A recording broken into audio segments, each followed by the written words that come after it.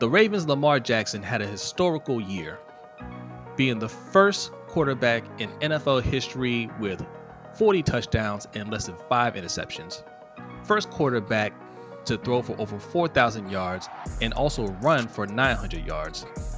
With a first-team All-Pro nod, being recognized as the best quarterback in the league, he is also not recognized by some of those same people as the league's MVP, with those honors being given to the Bills' Josh Allen. Yeah, I think we know what's going on here, right? Like, obviously, Lamar had the best season of anybody in the league. You can make an argument for Saquon Barkley, but we know it's a quarterback award, and he was easily the best quarterback in the league. You know, Joe Burrow finished with the most yards and touchdowns, but Joe Burrow's team didn't make the playoffs, so, you know, that kind of knocks him out of it. Josh Allen didn't have the numbers to win MVP.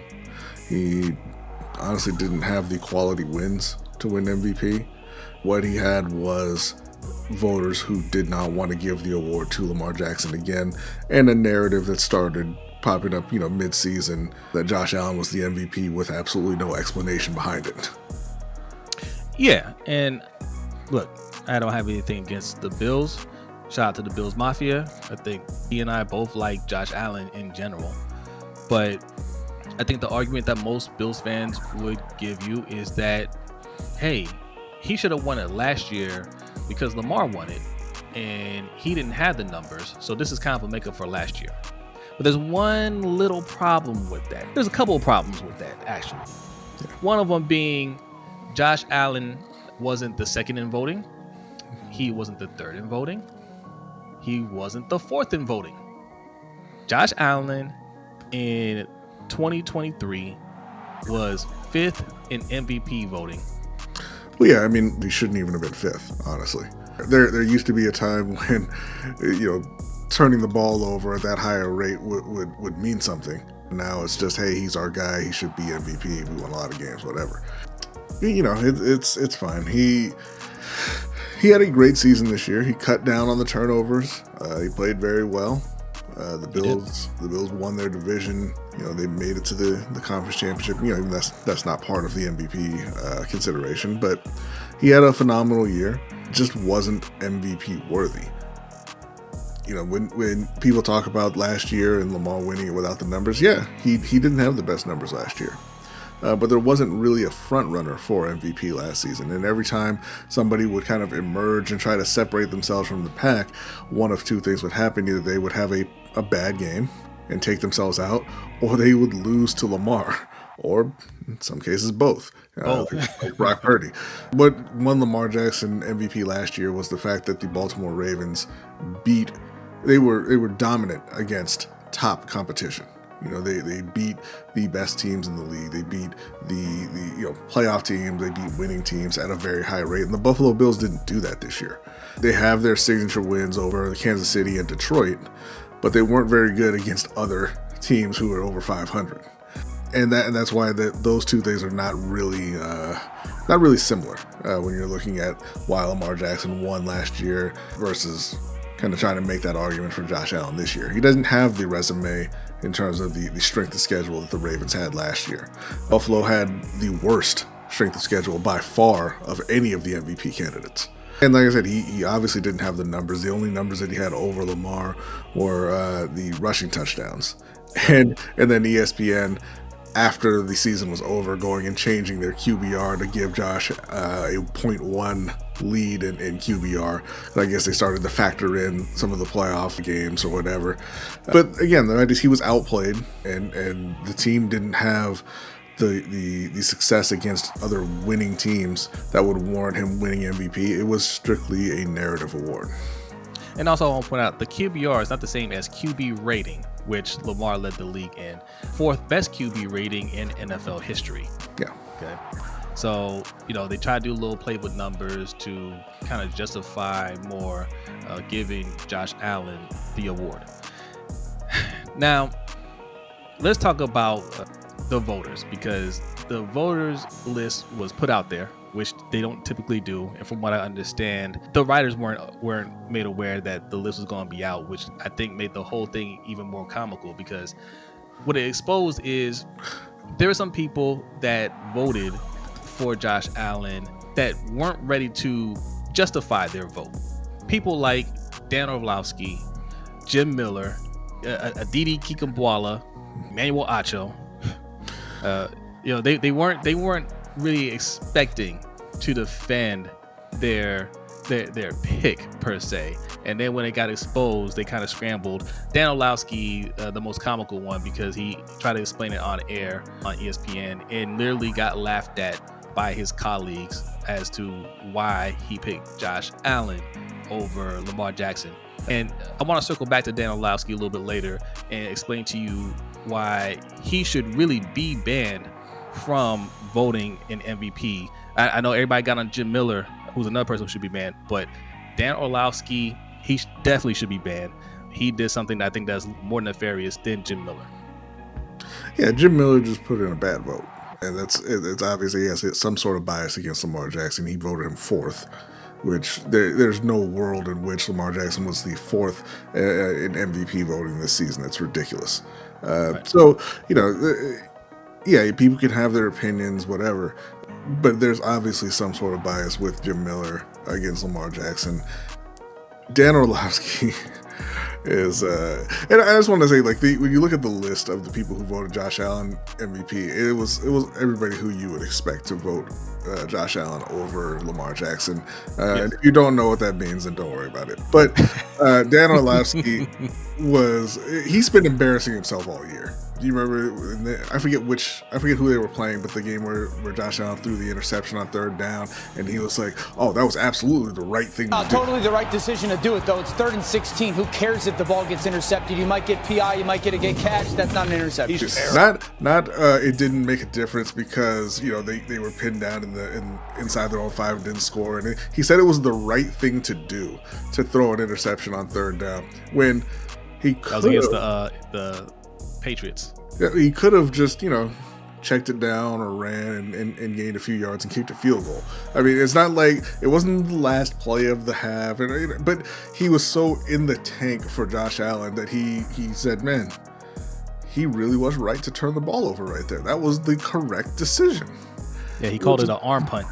Yeah, and that's a thing, but that's a thing that people have a term that people have used for a while, but that's not what that was. Because again, they were in scoring position. You don't arm punt when you can kick a field goal. Right. It makes no sense. And then Dan Orlovsky went on, like you said, after the award was given to Josh Allen, and tried to explain that despite not being the better player and despite not having the better season, he was somehow more valuable to his team.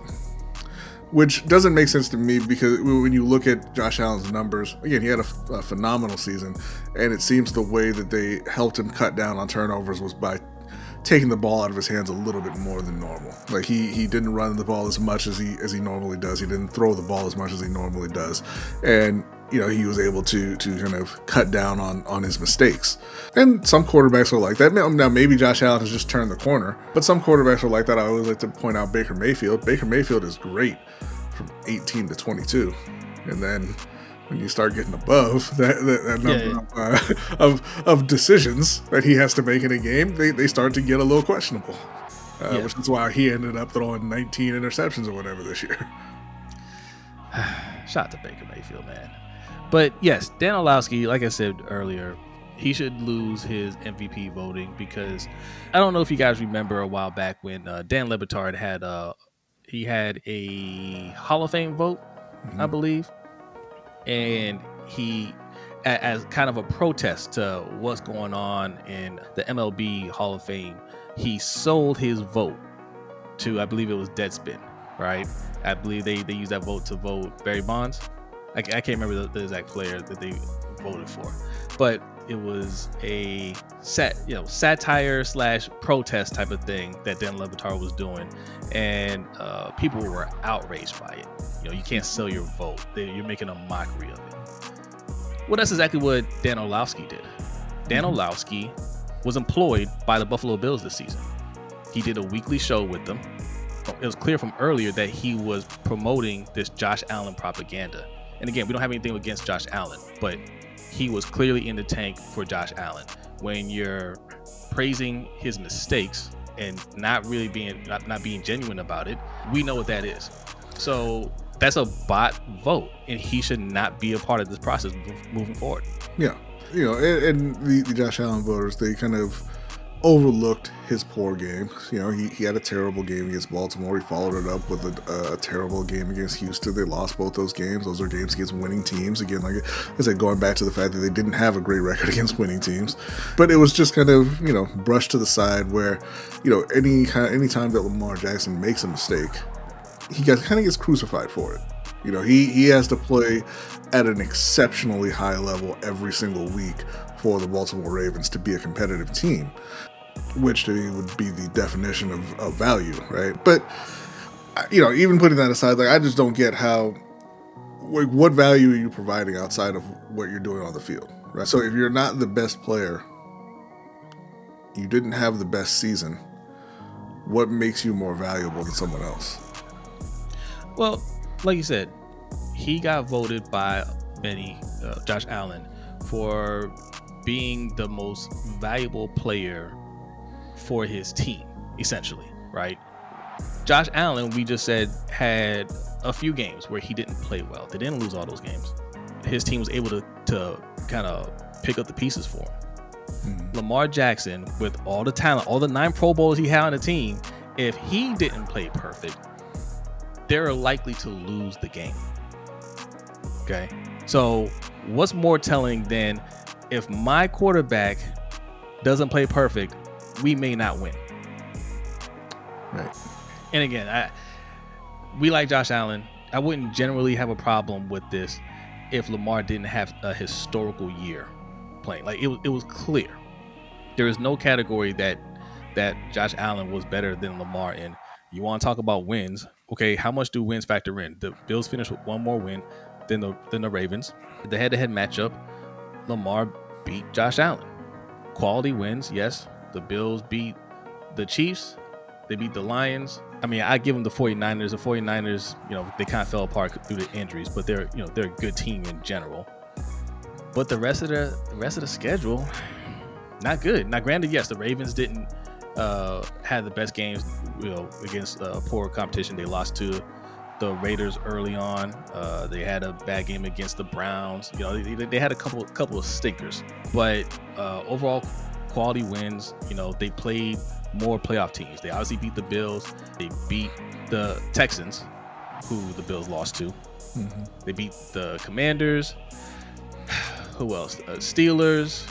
They just had more quality wins against teams that were in the playoffs, right? And just the schedule alone, just playing tougher competition. So you can't really compare the Denver as well, and the Tampa Chargers. Bay and Denver, yeah, and Chargers. So that's not really an argument for Josh Allen either. Now, it is what it is. He won it. Okay, Lamar didn't get his 3rd MVP. If people are being honest, this is kind of like when Joel Embiid won the MVP over Jokic, because they're just tired of seeing Jokic win it. They don't want him to get 3 in a row. Mm-hmm. But you have to start defining what the criteria is for MVP. If all you can say is, well, this person got it too many times for my liking, I want to give it to somebody else. Well, and that's why you shouldn't have writers and journalists and people like that voting for the award to begin with, because then it does become a narrative. Like, that's their profession. That's what they know, right? And Nikola Jokic is not going to win it. He's not going to be the 3-time MVP, because we don't think that he is that caliber of player, that level of greatness, to be one of the people who's won the MVP 3 times in a row. And what happened? He went out and he won it the following year. Yeah. So he won it 3 out of 4 years. But what you're doing is you're affecting the player's legacies because of your opinion, and saying, hey, I don't think he should be the 3-time MVP, even though he was clearly the best player in the league. And the same thing with Lamar Jackson. You don't want to give him back-to-back MVPs. You don't want him to have 3 MVPs so early in his career, without having the playoff success to match up with it. Aaron Rodgers hadn't had to deal with that very much. I mean, granted, Aaron Rodgers did win a Super Bowl, but Aaron Rodgers, I believe, has 4 MVPs now. And there's never any real criticism when Aaron Rodgers gets the MVP and they just go out in the first or second round of the playoffs. Sure. Because he's just recognized as one of the great quarterbacks of all time.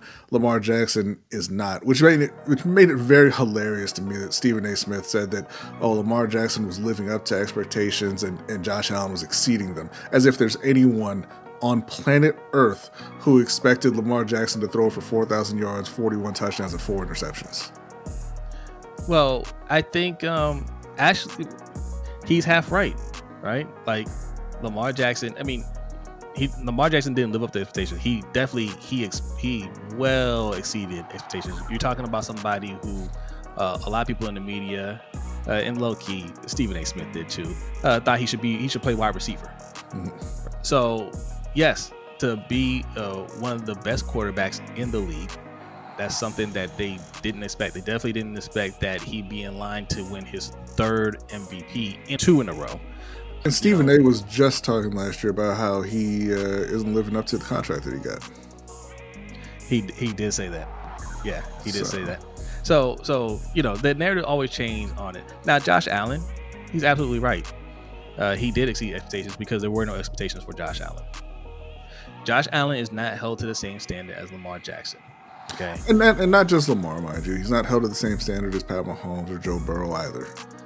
Because there aren't, like you said, there aren't really expectations for him. He's the 4th best quarterback in the conference.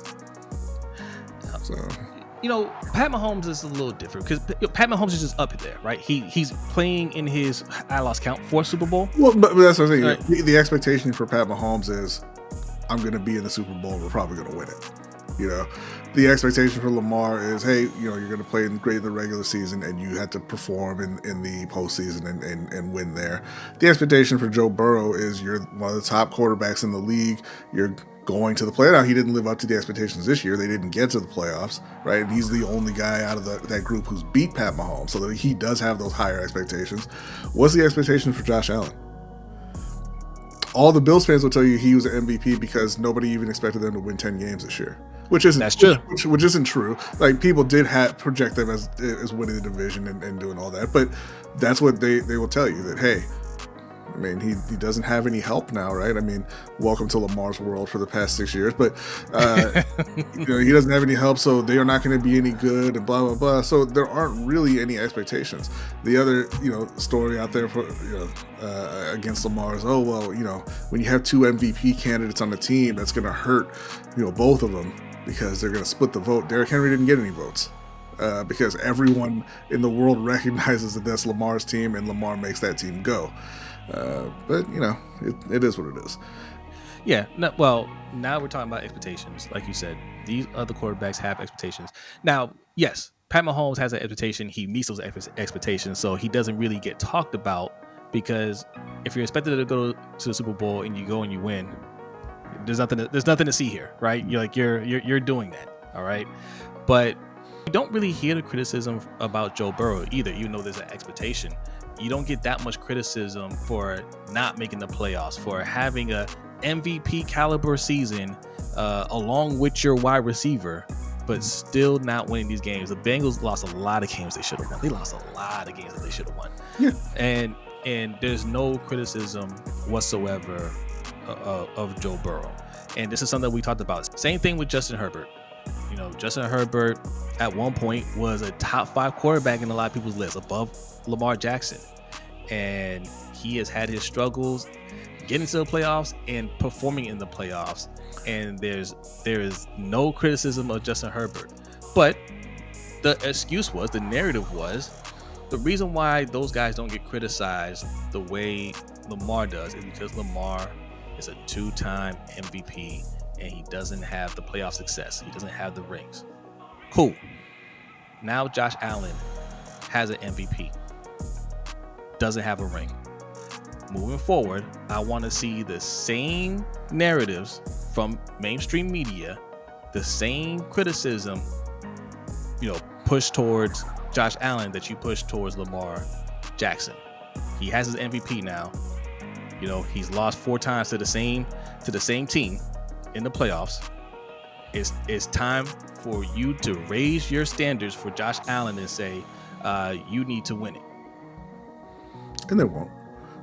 because as we always point out, nobody really cares about Josh Allen. You criticize Lamar Jackson that way because people will react. Nobody really cares about Josh Allen outside of Buffalo. And that's not to say that he's not a great player. He is, but people just don't care. It's the same thing with Matt Stafford. Nobody cared about Matt Stafford being a loser in Detroit for all those years. 12 years in a row without winning a playoff game. Yeah, it was whatever. Right. Nobody cared. No. So, congratulations to Josh Allen. Yeah, you had an excellent year. But Lamar Jackson just had a better year. Everybody in the world recognizes that. That's why it's such a hot topic now. That's why, only the people that voted for Josh Allen had to explain their vote. Nobody that voted for Lamar Jackson has to explain their vote right now. Right? Because it was so ridiculous. But hey, you got your award. Congratulations. And then we'll see what both teams do next year. All right. That is it for this one. We're going to talk about this on our Wednesday show some more. This is going to be a hot topic of the offseason. But we're going to talk about the offseason moves that both the Ravens need to make, Panthers, and also some other teams around the league. So make sure you are subscribed. Turn those notification bells on because we have a lot more content coming your way. And we will see you guys in the next video. Peace.